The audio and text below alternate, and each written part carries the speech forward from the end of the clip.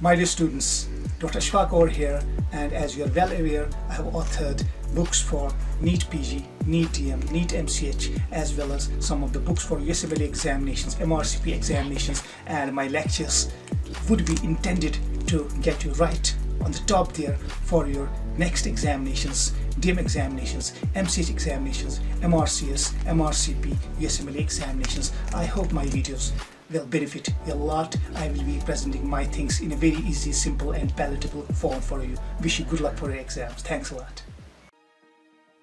My dear students, today I would be taking a topic which would be a combined topic for pediatrics, as well as we will go into a brief embryology of diaphragm. My topic today would be congenital diaphragmatic hernia. So as far as the diaphragm is concerned, we know that there are multiple types of diaphragms in the body, like the thoracoabdominal diaphragm, the iris diaphragm, and multiple other diaphragms.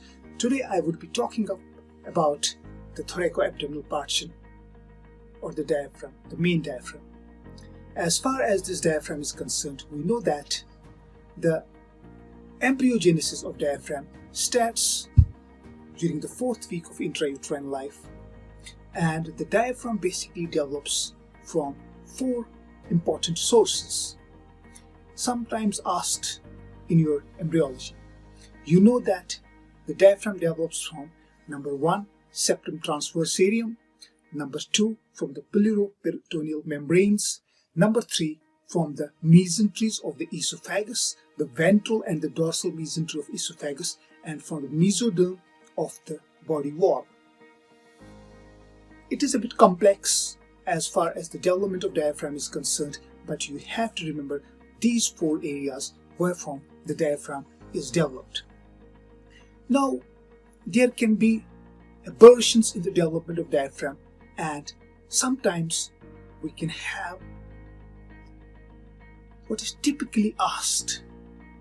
A child just few minutes or hours after birth is tachypneic, cyanosed, tachycardiac, and on examination we find a peculiar thing that we have got bowel sounds in the chest. The most probable diagnosis is, so you are given multiple options and you have to remember. Now, as far as congenital diaphragmatic hernia is concerned, we have to know that there can be 2 main types of diaphragmatic hernias. Number 1 is the Bogdalk type of hernia, which is usually in the posterior lateral parts. And then second, we have got the foramen of Morgagni, or the Larry space, and this hernia is basically a retrosternal hernia. I mean to say just behind the sternum, and it might be either to the right or the left of the midline. Bogdalk type of hernia is more common, and it is situated posterolaterally. So first important point is that the most common types of congenital hernias are the Bogdalk or the posterolateral, and usually more common on the left side. Then we have got the retrosternal hernias through the foramen of Morgagni or the Larry space. So this clarifies the position of the diaphragmatic hernias. Now, what happens in diaphragmatic hernias? There is herniation from below upwards. That means the abdominal contents can herniate into the thorax. We can have the stomach, the spleen, the liver, the bowel going into the thorax. And what would be the problem? The problem would be that they would be physiologically interfering with pulmonary expansion. The lungs will not be able to expand, and as a result of this child after birth presents almost immediately. So what are the other problems associated with it?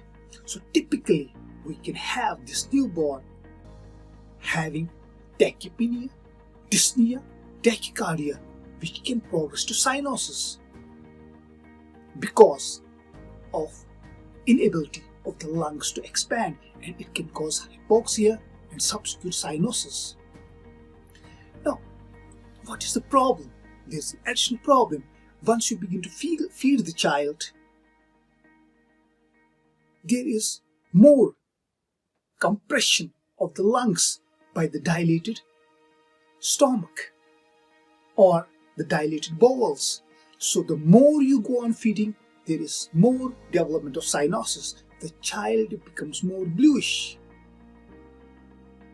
Now, characteristically, what we do, we can have the chest X-ray or the chest radiograph, and that would be demonstrating air-filled bowel loops or stomach within the chest. On auscultation, an experienced physician would be noticing the typical quality of bowel sounds within the chest, not the abdomen. So that's very important. Now, in addition to that, we call it classically that there will be a sicaphoid or a boat-shaped abdomen.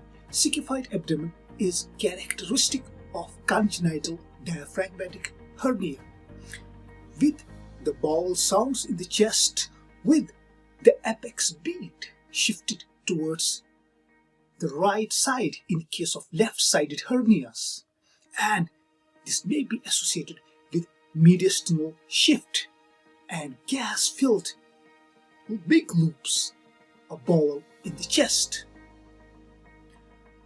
Now, what is to be done immediately?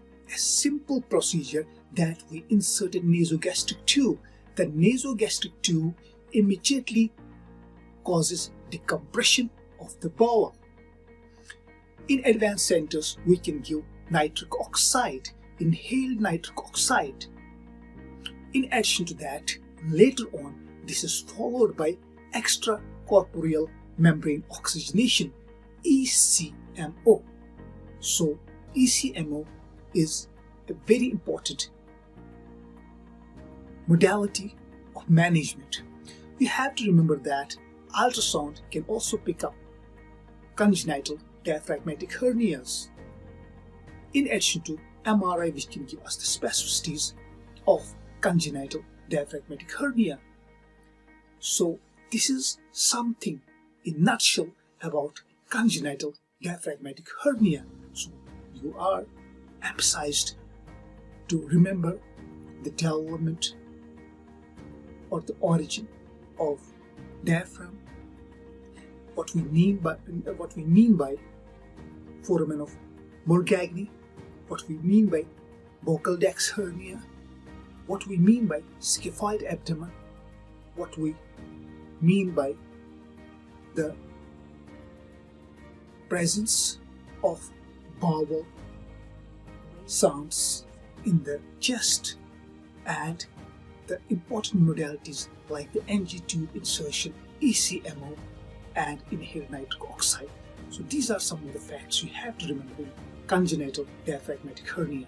I hope that you find this small information very useful for your examinations. This question is asked in pediatrics very often. Thanks a lot.